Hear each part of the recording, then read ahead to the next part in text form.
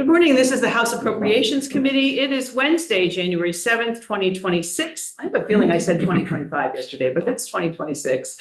And we are continuing our tour of various changes to the Budget Adjustment Act for the FY26 budget. And this morning, we're delighted to have Big Hartman from the Human Rights Commission to talk about what they have in the budget adjustment. So welcome, Big. And I also want to introduce you. You've met everybody except you. I don't know that you've met Marty. No. Marty Feltus is our new vice chair. Nice to meet you. Thank you. Nice to meet you. So, all right. So introduce yourself and take it away, please. Thank you so much. My name is Big Hartman. I'm the Executive Director and General Counsel at the State of Vermont Human Rights Commission. I use they, them pronouns. Thank you so much for having me today. I did submit a memorandum for you this morning. The Human Rights Commission is a state agency that operates independently, primarily to enforce Vermont's anti-discrimination protections in fair housing, places of public accommodation, and state employment.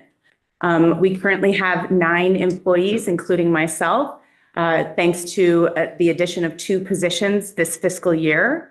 We have historically had a cooperating agreement with HUD to conduct fair housing investigations and enforcement activities.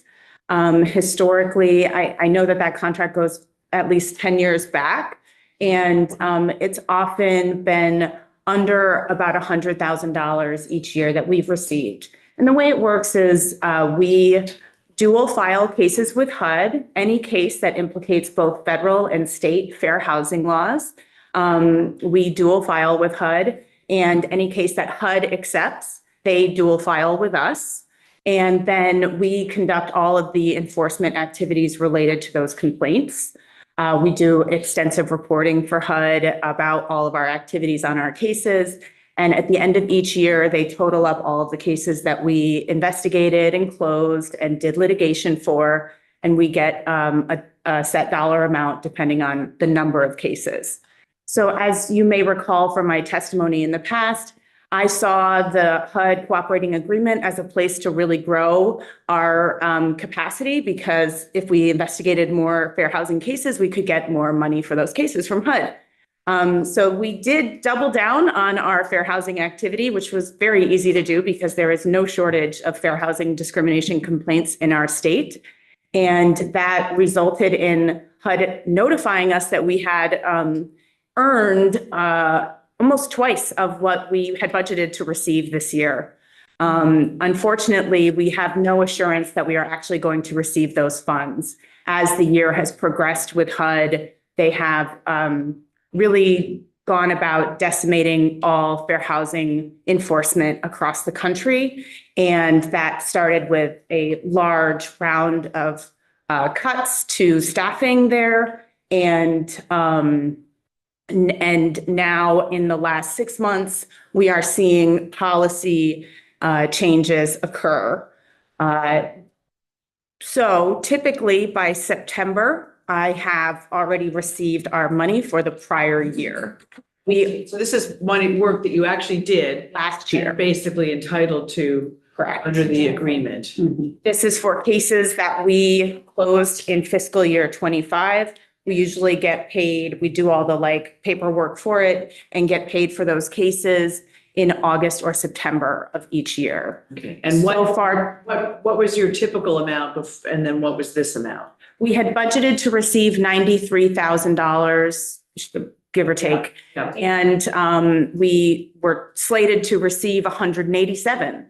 So we were very encouraged that we were going to be able to really amp up our fair housing enforcement capacity this year with that additional funds, do some additional outreach and possibly some testing activities. Unfortunately, we now have no reason to believe that we are going to receive that money from HUD at all. And they have also advised agencies like mine across the country that if we are going to receive any HUD dollars, that we need to sign on to what they're calling mandatory requirements. And those mandatory requirements include an assurance that we will not violate the Trump administration's various offensive executive orders, including those pertaining to so-called gender ideology, that we will not provide any DEI, which is basically all of the training that we offer to state and public entities as part of our prevention work, and also that we will not be doing any disparate impact findings of any kind. What is that? Explain that. So a lot of typical discrimination cases are going to involve disparate treatment, someone being treated differently because of their membership in a legally protected class. Disparate impact cases are more, they're more about a policy or practice that has a discriminatory impact on members of a protected class. And it's one of the cornerstones of anti-discrimination work historically. It's where we address redlining, it's where we address segregation, it's where we address discriminatory practices in banking and other larger housing providers. And it's not just like you won't use HUD dollars to do these things. It's like your agency will not issue any disparate impact liability theories, findings based on that theory. So this reflects a larger scale effort for the federal government these days to do away with the civil rights progress that we've made in the last 50 years. And it's hard for me to envision a reality where I can sign off on agreeing to those mandatory provisions without violating our state law that protects people from discrimination based on gender identity, among other things. And also it really runs afoul of our mission, which is to advance full civil and human rights for all Vermonters. And Tom has a question or comment. Two things, just to be clear, I'm going to start on acronymisms here. You use the acronym DEI, which has been now turned into a political tool. Just want to be clear that you're using it as diversity, equity, and inclusion. That's correct. And then just to point and just to make clear on disparate, this is the core of all discrimination, is being able to determine whether or not somebody is not receiving something or is excluded from something simply because you could get into that club. That club's a bad idea, but you could get that apartment just because of how you appear, whereas I may not because of how I appear. That's really the core of all the law, is it not? Yes. Less favorable treatment based on one or more legally protected characteristics. Vermont has extremely expansive legally protected characteristics far beyond what's protected under federal law, including just last year, we added immigration status and citizenship as legally protected categories in housing and places of public accommodation.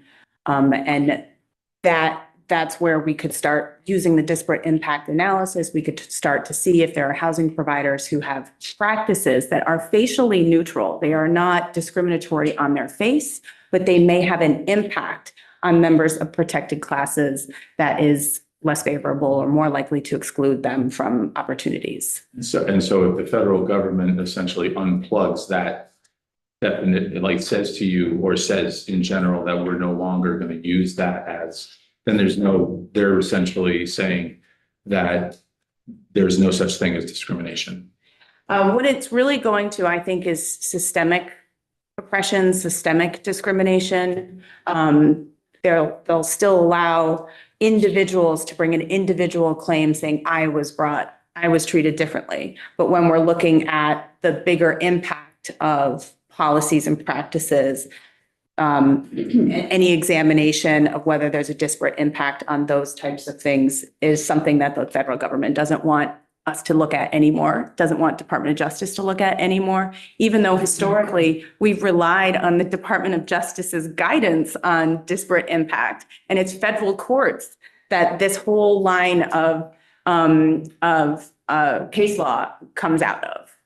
So you were created, the federal government required every state to have a human rights commission, right? Or something, every state has a human rights commission. Every state has as far as I know, every state has an agency like ours that enforces the state version of federal Yeah. civil rights protections. And most states have contracts or cooperating agreements with HUD. Some even have like county jurisdiction, or like cities have their own human rights commissions, and they can all attempt to be part of this program with HUD. It's called the FAP program, the Fair Housing Assistance Program, where we help the federal government enforce fair housing protections by doing all of the investigative and litigation work. We have a similar dynamic with employment discrimination and a relationship with the EEOC that does, where you have federal law sets the bar for what anti-discrimination protections need to be, and then states can go above that and provide additional protections. And so when they do that, there's often a state counterpart created to help enforce those laws. The reality being that if we don't have human rights commissions, we don't have civil rights enforcement, because individuals who experience discrimination generally do not have the means or capacity to take that to court themselves. They need a governmental entity to help look into those situations and enforce compliance with our anti-discrimination laws. John, you had a question. So they've issued you requirements Yes. in regard to getting funding to complete your cases here. Have they required you to respond to what you've received for these new requirements? So what they did is they issued a guidance memorandum, which they do every year. They say these are going to be our standards for how you're going to get paid. They issued that, and then there was like this brand new addendum to that we'd never seen before. That is the new kind of Trump administration strings attached to a lot of federal funding. But I think the civil rights agencies are getting these additional things, like including disparate impact. So they just put that out in October, and then the government shutdown happened like 2 weeks later. And then they brought everyone back after laying literally everybody off at HUD. And then they've come back. They've been back for a couple months. And no one is giving us any assurance about getting paid this year.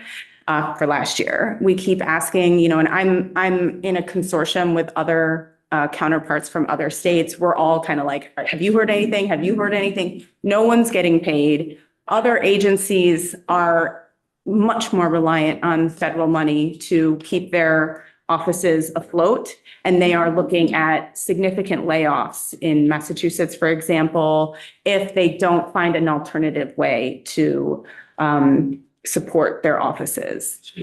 We are fortunate. We only need $25,000 to make it through the year to maintain our base operating expenses. This is not including any money for outreach, not including any money for preventive work, but really just to pay for our salary and benefits and operating expenses, like keeping the lights on.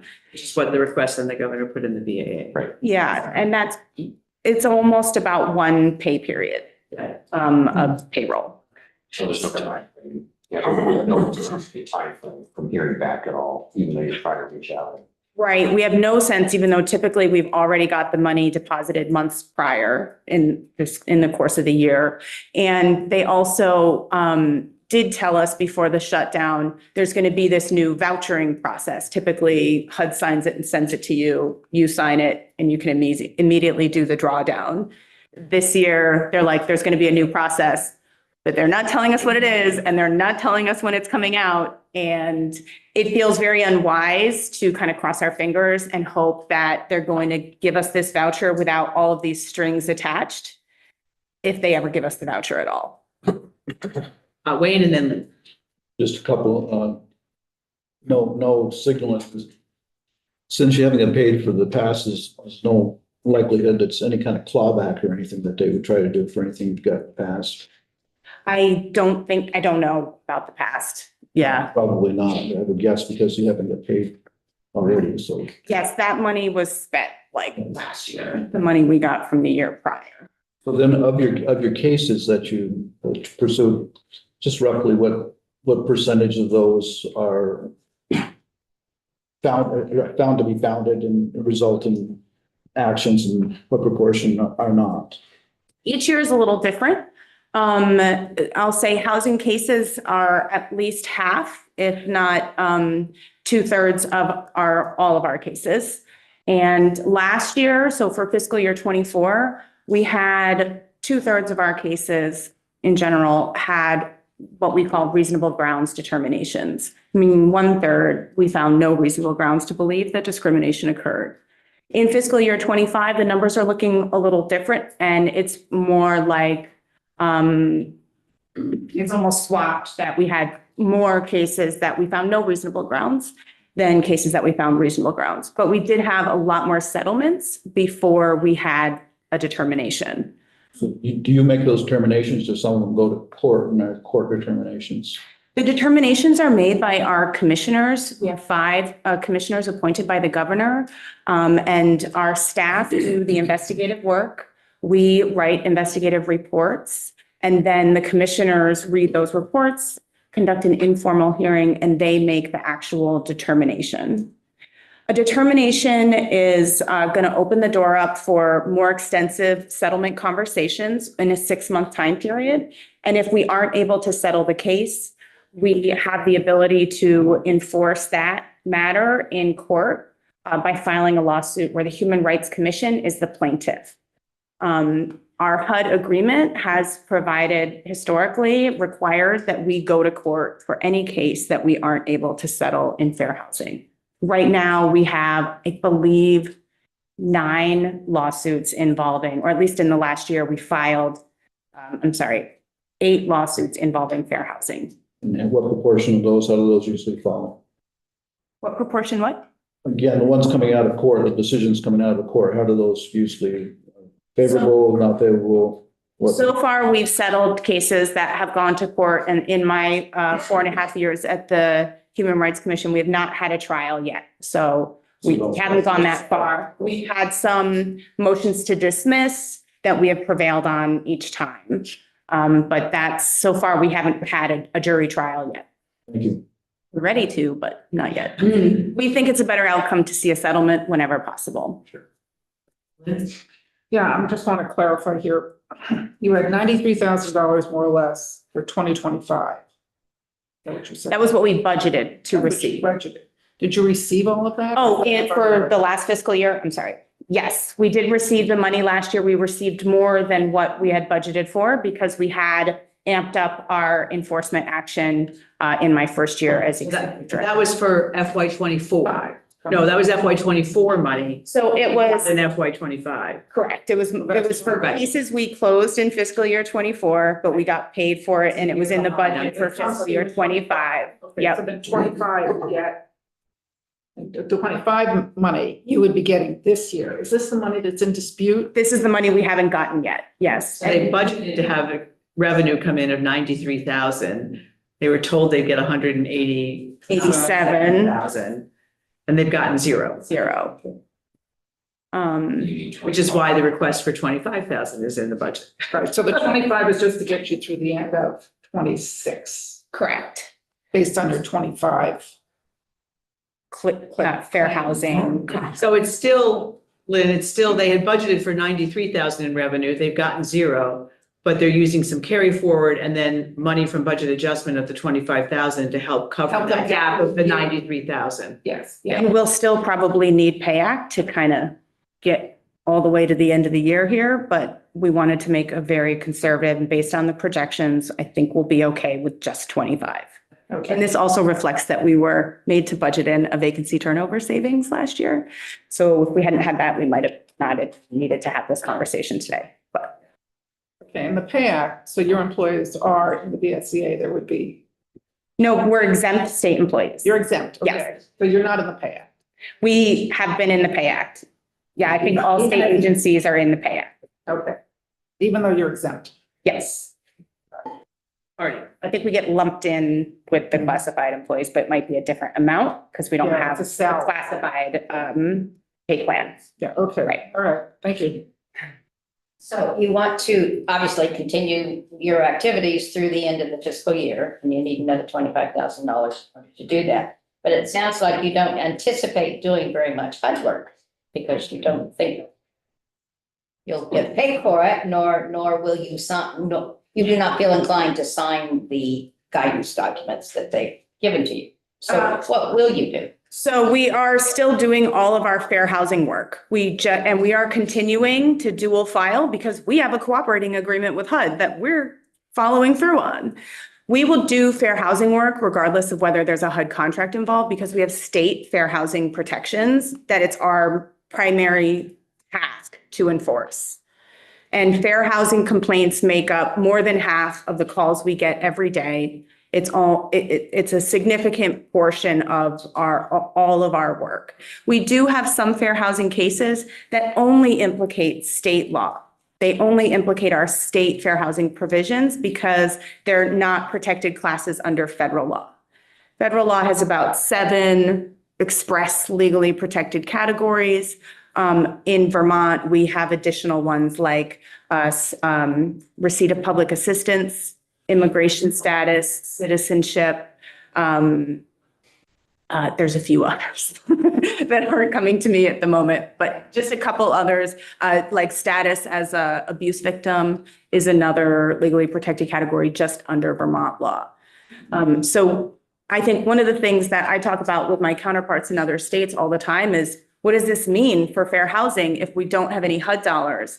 And our message to Vermonters is we aren't changing a thing. We are going to keep enforcing these anti-discrimination protections regardless of what the federal government is doing. These are enshrined in state law, and we are going to continue our duties under state law regardless.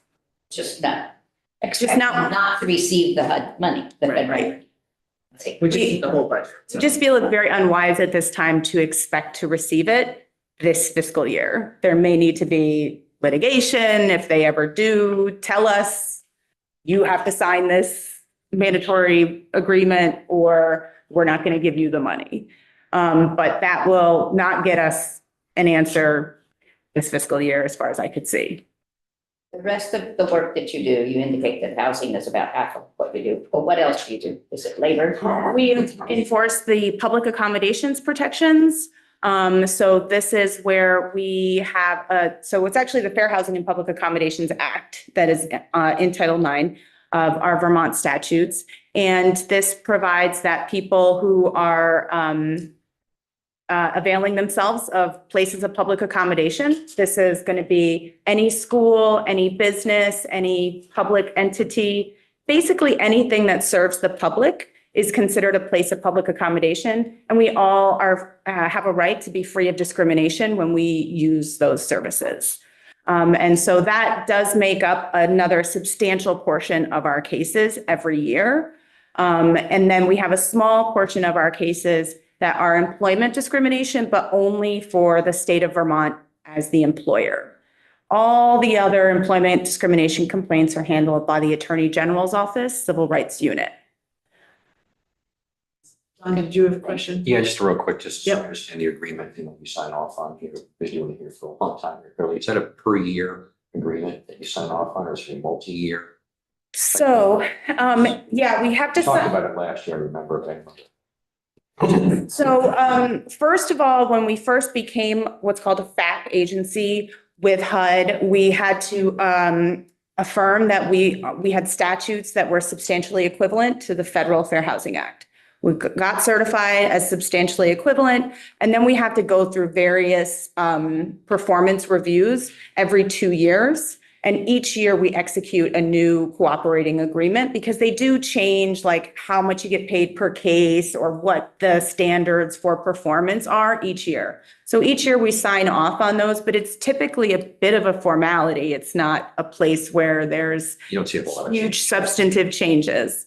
So just last spring, I went through many, many hours of a 2-year review process with HUD. We were stamped as approved, that we're meeting the performance requirements under their program, and yet we're still waiting for payment for the year. HUD has also advised us that they've advised all FAP agencies that they will be doing a new substantial equivalency review of all FAPs. So any agency who enforces laws that have more legal protections than the bar set by the Federal Fair Housing Act are likely to lose our certification. which is most states have one or two more categories. So this is the next thing they'll be doing to destroy fair housing. Any indication as to when that's happening? They said it would be this year. This year. Yeah. So, Thank you. yeah, thank you. And it shows up, that's when. So what that's likely to mean is that when we're talking about fiscal year 27, I'll be saying we should not be counting on any more HUD dollars in the future. We expect, even if we do get paid this year, that they will undertake to remove us from the FAT program because our state law is so much more expansive than federal law. And they don't want that. They don't want additional protections for people. Hey, thank you for coming in. I'm not seeing other questions. Sorry you don't have better news, but glad you got some money to get you through Yes. being proposed. And we'll see you back here with FY 27 once we hear all about that. All right, That's great. great. And thank you for the primer again and to get us back, our heads back in the game. It's Yeah. helpful. Thank you all. Okay, take care. Take care. Thanks, Big. So breathe for about 30 seconds, but we have the Cannabis Control Board here too. So if you guys want to come to the table, shift our gears completely to, and I think, yes, Where is that in the spreadsheet? Cannabis Control Board or this? No, The first page of the spreadsheet at the 236. 236. Yeah, and in fact, right below it is the Cannabis Control Board. I don't know if you're in more than one place. Yeah. Are they in a couple places, Mike? This is Mike's. Yeah, they're the transfers as well. Okay, great. So Two of transfers. we'll get reoriented about, so it's, what's that second page where they are? The very last page. So the back. Oh, yeah. So we have the front and the back, very easy. We don't even have to fold in. Okay. So welcome. If you guys would like to introduce yourselves, and before you do, I'm going to introduce you to Marty Feltus, who's, this is our vice chair. You probably know Pepper from Ways and Means. Yes. Okay, great. So, Yes, so thank you for having us. My name is James Pepper. I'm the chair of the Vermont Cannabis Control Board, and I'm joined by our executive director. Yes, Olga Fitch, and I'm the executive director for the Cannabis Control Board. So nice to see those who I've met before, faces as well. And we will. So we put together a presentation that gives a little bit of a snapshot of the market, and then it has our budget adjustment requests in it. We don't need to go through it. I mean, I think the budget adjustment request is really correcting just an inadvertent transfer that happened a while back to help build our lab. It was delayed for a number of reasons, but I would just defer to you if you find the information interesting. yeah, I mean, we gave you 30 minutes. It may ground us again a little bit if you want, just sort of, and then that will help us because we'll be there when we get the FY 27 information. Sure. Great. Sounds good. Have you So we're- joined? Looks like I both have joined. There you go. Looks like that, yeah. Hoping to present with. Up on the screen magically. Mhm. While Olga's pulling that up, I can just say a little bit about the lab. Because the budget adjustment is fully focused on restoring that. So we were authorized to build a state reference lab for cannabis because none of the other state labs can possess or, run cannabis through their machines. And that was done in BAA 2023.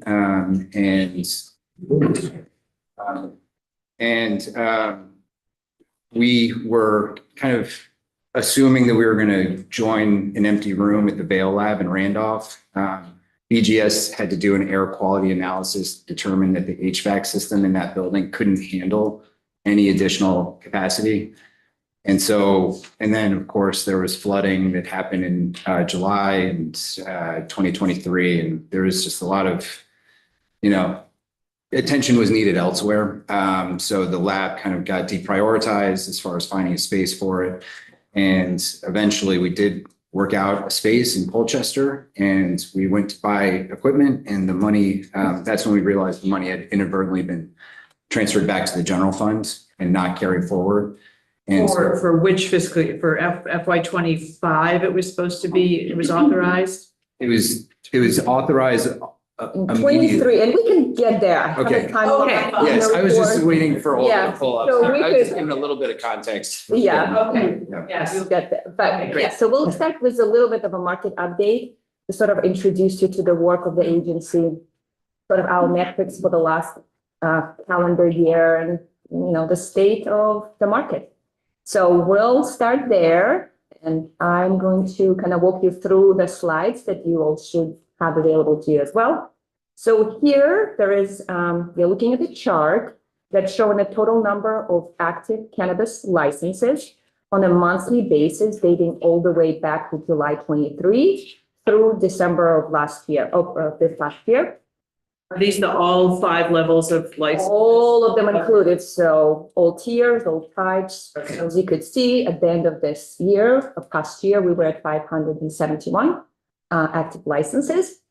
You could also see that there is this bump in this chart, right, between late 2024 and early 2025. Some of you may remember that that was the period of time where the board had temporarily closed, announced the closure of retail and cultivation licenses. So what ended up happening is we had somewhat an artificial spike in interest in the number of applications we received, processed, and ultimately issued licenses to folks who jumped in at the last minute. But since then, you could see the trend is sort of numbers are trending back down to the sort of pre-closure levels, and we expect to see them stabilize at that level. But that's just a quick little indication of what's going on here. And a reminder, those 2 license types, most popular, retail and cultivation, are still currently on hold to new applicants. Moving on to the next slide. Jumped a little too far. So here, it's a little bit of a deeper look into the licensing data. So here we are breaking down our licenses by type and priority status. So you could really see who it is that we have in the market currently. Cultivators, the first chart here, right, is our largest category, very obviously. If you add up all of the numbers in color, it's 358 active licenses.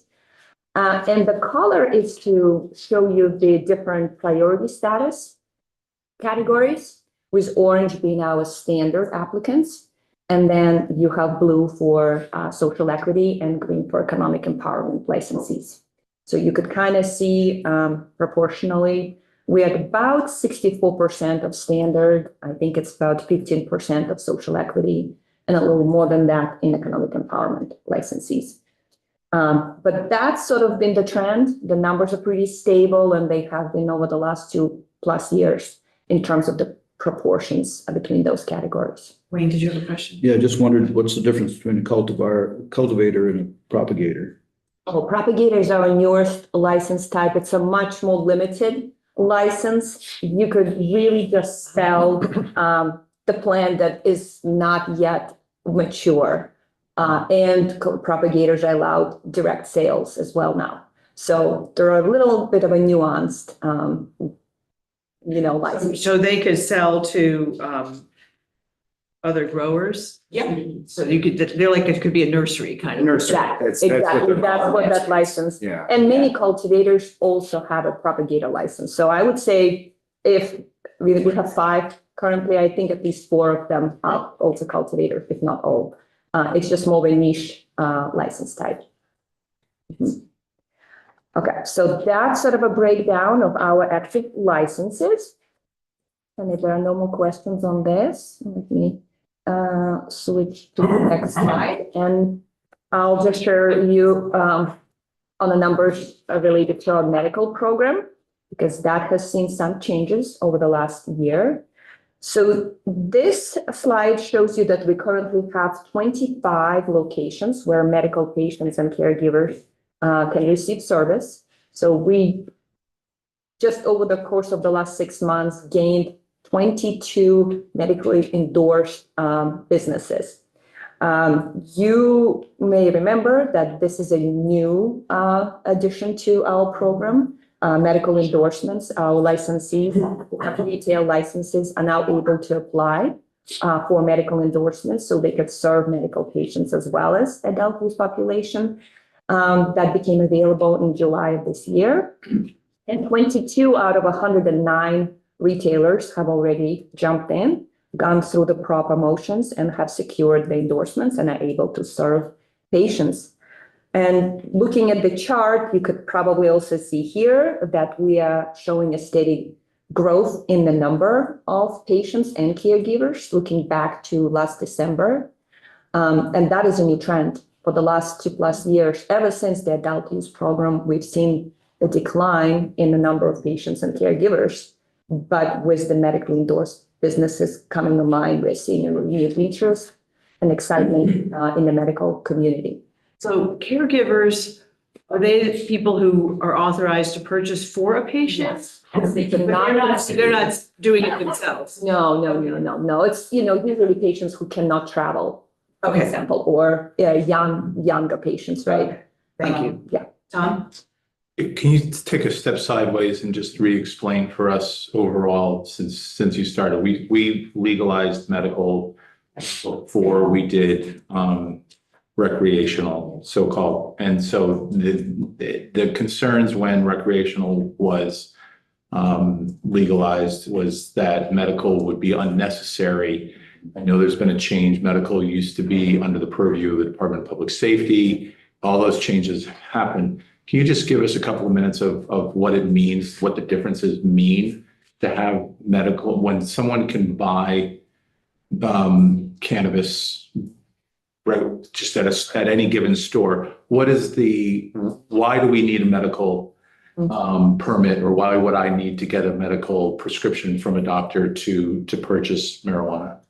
Yeah, happy to talk about that because yes, when there was a lot of debate when the tax and regulate bill was going forward, do we even need a medical program anymore? The patients came out very strongly in the legislature and said absolutely. And they pointed to a few benefits of being a medical patient. One of them is the bud tenders have kind of an enhanced training at the medical. So they do intakes and they kind of help patients pick products, and they're not necessarily, the dispensaries used to be nonprofits. They're allowed to convert to for-profit, but it was really not about upselling patients. It was about getting the right product for them. They also have a higher transaction limit purchase, essentially double what an adult use consumer can purchase. They have access to specialty products, things that are prohibited on the adult use side, things like transdermal patches. We just don't allow them on the adult use side. And they have access to higher potency products as well. We have certain potency caps on the adult use side that don't apply on the medical side. And then, of course, they can purchase tax-free as well. And they also have access to caregivers if they're invalid or can't get to a dispensary. So there are certain benefits that cannot be supplanted by the adult use system. But despite that, as is true in every state, once you open up adult use, the number of patients starts to decline. It becomes all of a sudden economically impossible to run a dispensary for a very limited number of patients. And we saw that in Vermont. I think we had 6 medical dispensaries pretty well distributed around the state. All but 2 have closed, including the one in South Burlington, which serves 70% of the patients. So the response to that was to merge these 2 programs to allow retailers that have gone through an enhanced training and subject themselves to additional regulations around confidentiality, products segregation, how to handle these higher potency products. They can serve medical patients at their dispensaries, at the adult use dispensaries. if they do kind of give one of these medical use endorsements. We've seen, so right now, we're actually seeing unprecedented access for medical patients that we haven't seen since the advent of the program. Actually, I'll pull up the next slide to show you sort of the locations where we now are able to serve medical patients. So you could see, we went from 3 locations all the way. Oh, yeah. And Wayne, you had a question. Medical patients, are they required to have a prescription, a medical diagnosis by a medical doctor? Not a prescription, but definitely.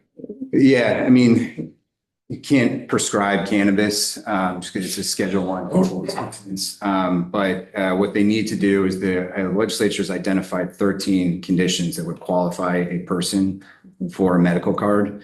And what the doctor needs to do is verify that the patient has one of those 13 conditions. So you have to sign off. Sign off on it, right? So where are the 3 medical dispensaries now? We have one in, so the 3 original ones, I think, one in Brandon, one in, I think, White River Junction, and I forgot where, in the Winooski. And then now supplemented with 22 medically endorsed locations. I think it's, sorry, I think it's Brandon, Winooski, and Montpelier. Oh, it's Montpelier, yeah. Great, thanks. All right, so that's what we got for you for medical. If we're good on that, I'll give you a quick overview of our compliance and enforcement numbers. Pretty straightforward here, indicating that we received over 440 complaints over the course of the last year. Those led to 162 formal investigations. And as a result, there were 105 letters of warning issued, and then notices of violations as well. Letters of warning do not carry administrative penalties. And then notices of violations come with penalties, possible suspensions, more severe punishments. So a lot of oversight, a lot of important work, but that's our probably, so what we are seeing is our enforcement arm is getting a lot more out there and really focusing on those who needs our attention most. Wayne and then John. So who makes the complaints? What is the, where the complaints coming from? And then just get down, I had just get a second question. It'll come to you while she explains the first one. Yes, we collect them. So on our website, there is a web form. You could submit an anonymous complaint. You could submit complaint formally. Our partners at DLL may catch something and refer somebody to us. Any member of public can email to us and report a complaint. So most of them come through the community. Luckily, we have very vigilant community. We have a lot of licensees willing to share what they know about the activities of their friends out there in the industry. So we have direct communications as well. But most of it is from the public. Nothing comes from law enforcement. No, we don't get anything. Again, DLL might be the only other agency that in the course of their activities may reach out to us and say, hey, this looks like maybe something you may want to look at. See something on the shelves in one of their establishments and want for us to take a look. But mostly it's the community members and other licensees that submit those complaints. And they are varied. Of course, we have a lot of advertising complaints. We have complaints about safety and security, or, a minor on-site or on-site consumption. So it's a myriad. Some of the complaints we have to dismiss because, it might not be much to those, right? So some of them are referred out. We may find out not ours, and then we reach out to DLL and say, you gotta pick this one up. But yeah. So John and then Tom. Kind of general themes of complaints here. Yeah, someone writes to you and says, we don't like the fact there's a dispensary in town. Well, okay. Yeah, and What do you do with that? But if it's something else they're observing, yeah, that might warrant an investigation. exactly. It could be a product complaint. We have a lot of those. I didn't feel good after I consumed that product. Next thing you know, we're looking into product testing, analysis, etc. So a lot of complaints like that. People complain about labeling of packaging. And this may appeal to children, so we'll take that to review. Yeah, so. Thank you. Mhm. Thanks. Just curious. There was a head of the federal government sometime in the last several weeks talking about where the president was going to just say, we're rescheduling marijuana. James, you mentioned that, because marijuana is still a Schedule I drug for whatever prohibition reasons. I've received comments from my local dispensary just about what does rescheduling mean when you have had states developing their own federally illegal or federally problematic things. What did that announcement mean to you in terms of how you and or the state is going to handle? Because if it's rescheduled and it's now just a product like tobacco, then all of these independent dispensaries or businesses are going to face, Marlboro will be able to allow, Philip Morris will be allowed to make marijuana cigarettes or whatever products. Is this something that you talk about over the water cooler in terms of like, what is the reaction going to be because of the impact on all of these businesses? Yes. So there is a lot of misinformation about what moving from Schedule I to Schedule III will do. There's a lot of speculation, I should say, about what it may or may not do. We have a Cannabis Regulators Association where everyone in our seats around the country talk about these issues and all the emerging issues. What moving from Schedule I to Schedule III will definitely do is be kind of a very immediate boost for cannabis businesses in the state. They'll be allowed to write off their business expenses, the kind of section of the tax code that says you have to pay taxes on your illicit profits, which the federal government considers these, will no longer apply to these businesses very likely. So immediate economic benefit to the cannabis industry. That's why all the kind of stock prices on the Canadian Stock Exchange, multi-state Canadian cannabis businesses just shot through the roof when this announcement was made. It's not really, we don't believe that it's going to affect our state market in any significant way. It doesn't open the floodgates to interstate commerce of cannabis products. This is what it does is it says that a Philip Morris could try and create a prescription cannabis drug. And then that would be allowed through interstate commerce. But you'd have to go through the whole FDA approval process to get that prescription drug. So the cannabis products that are sold in Vermont, manufactured in Vermont, are going to be just as illegal from a federal standpoint if they're Schedule I or Schedule III. So our market, as long as we keep doing what we're doing, should still not, attract any attention from the Department of Justice federally, but it's not going to change the dynamics significantly of our market other than this, 280E, this tax situation. And then it will open the door to a lot more research.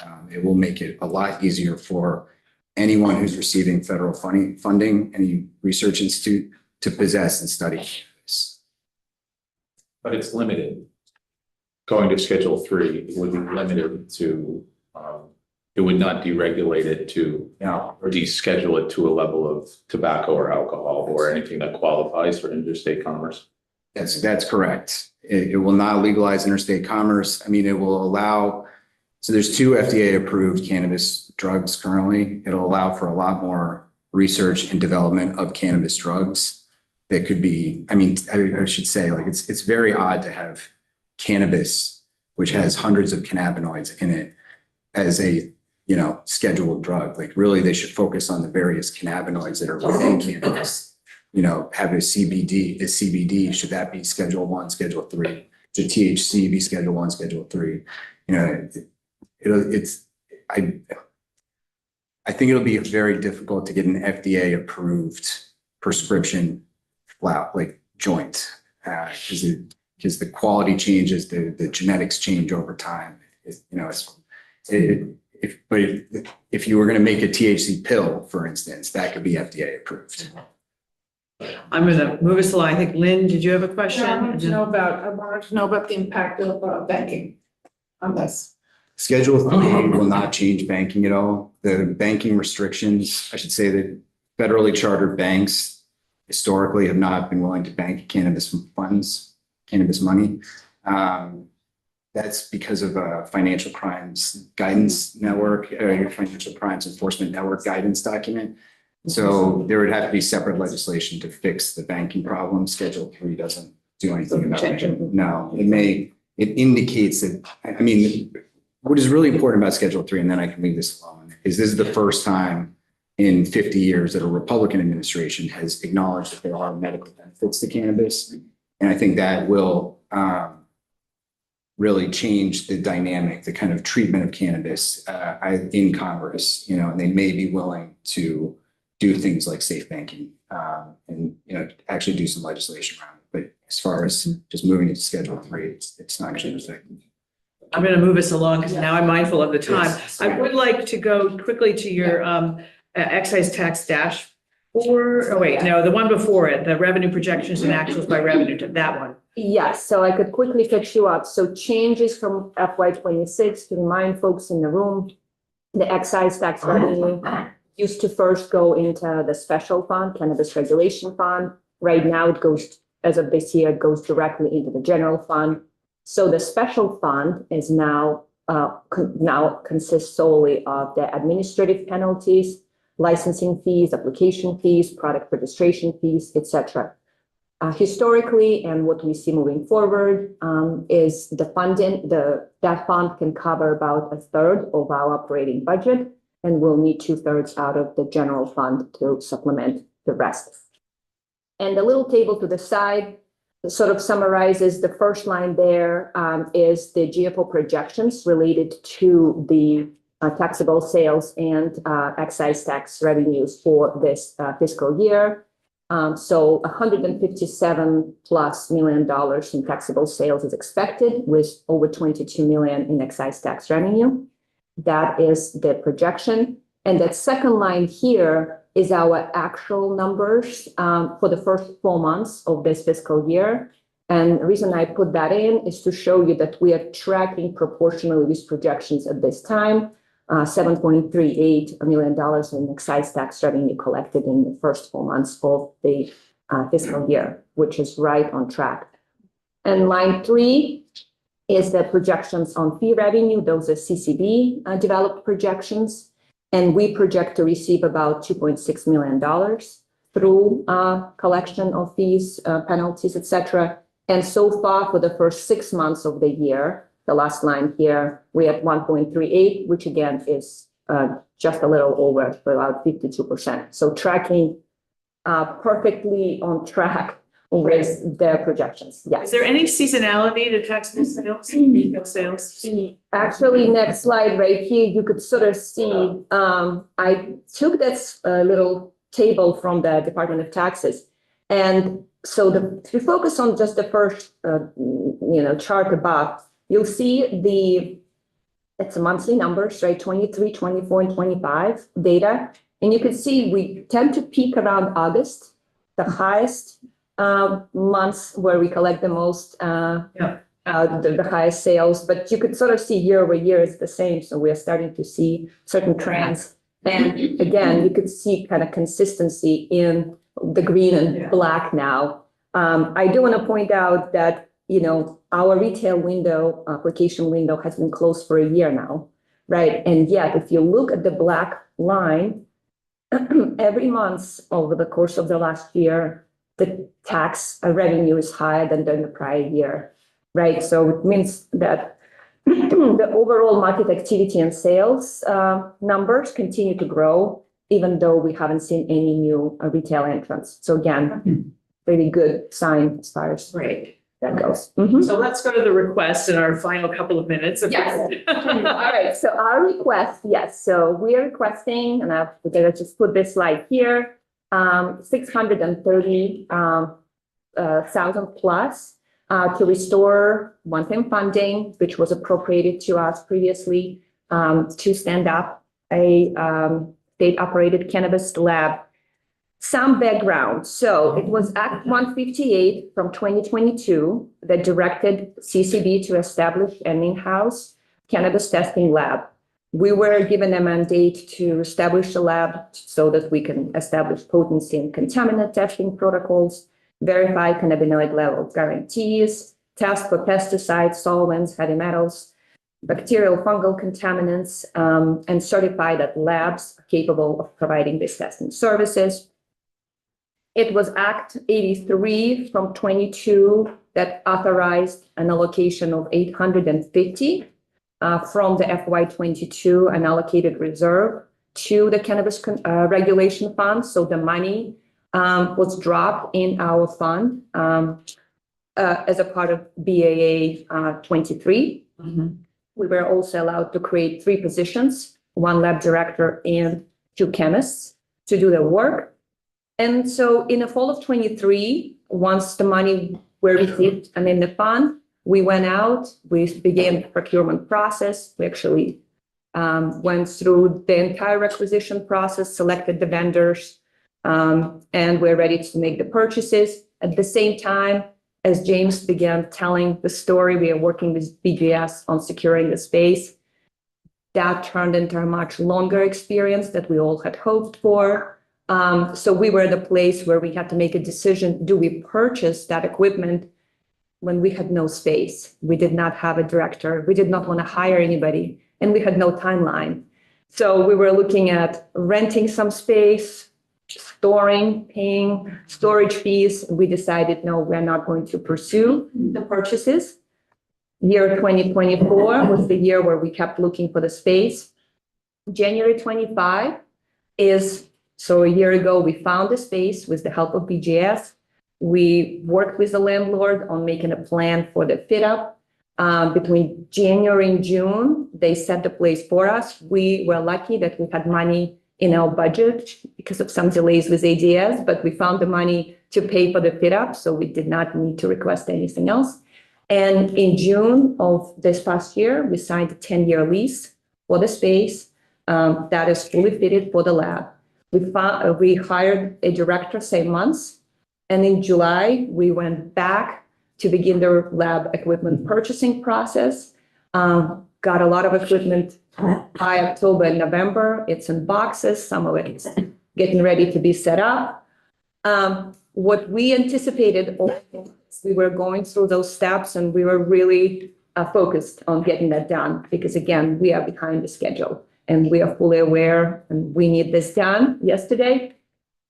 Our expectation was that we had the funds secured, that the funds were in our cannabis regulation fund, and we will just pull as soon as we were ready. We put together a list of expenses, send it off to finance and management in November. And at that point, we learned that the prior allocations were inadvertently reverted back to the general fund at the close of fiscal year 24, actually.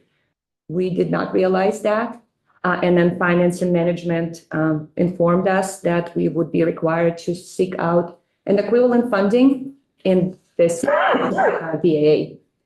So here we are. Okay, restoring what was taken in. Yes, and no money was spent from the original BAA. Okay. I think we have that. Okay, tried to go fast. I apologize. Did everybody understand that? Okay, Okay. great. I'm just saying, wouldn't that have been a BAA decision in 24? And why didn't we know that? Or why didn't? I think everything got delayed. know that? No, how the money was swept. I think this verbiage is what I received from the finance and management is that basically says this amount has been added to the fiscal year end 2025 balance retained. I think it was just something internal to the way finance and management managed that fund, and maybe it's just gotten forgotten. Well, and it didn't get noticed because you didn't need the money until, Right. because you had the flooding and all the other stuff was going on. So you just assumed it was there the whole time. Yeah. Yeah, and now we're all going to pay attention to these special funds all the time because inadvertent things happen. Yeah. Yes. Okay. I think, okay. Okay. Thank you very much. Yeah. We'll see you back here for 8.27, and we appreciate your time. This is, at the end of the day, it sounds pretty straightforward, but it's nice to get an update on what's happening Okay. in the world, in your world. Thank you. Okay, take care. Committee, we're gonna take a break for about 11 minutes now, or maybe 12, but if we have folks at 10:15, we have probably supposed to be the agenda. VHCB is coming in to talk about the ARP